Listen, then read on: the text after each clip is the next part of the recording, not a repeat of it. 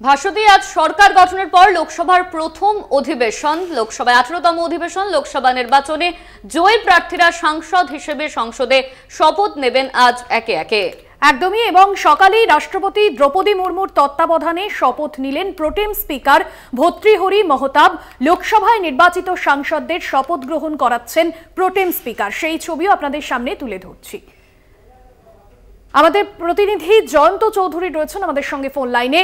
জয়ন্তদা, যে ছবি আমরা দেখলাম যে সরকার গঠনের পর লোকসভায় নির্বাচিত সাংসদদের শপথ গ্রহণ করাচ্ছেন প্রোটেম স্পিকার, সকাল থেকে কি ছবি এই শপথ গ্রহণের ধরা পড়ল?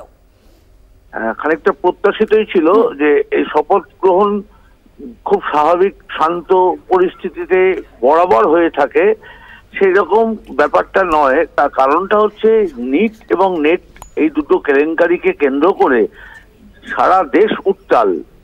ছাত্র সমাজ থেকে শুরু করে অভিভাবক সকলেই, এতে প্রায় 25 লক্ষ পরীক্ষার্থী ছিল, তো বোঝাই যাচ্ছে স্বাভাবিকভাবে এর একটা চাপ তো ছিলই।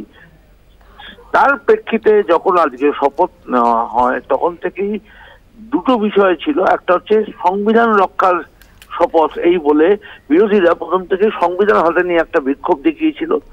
তারপর যখন শিক্ষামন্ত্রী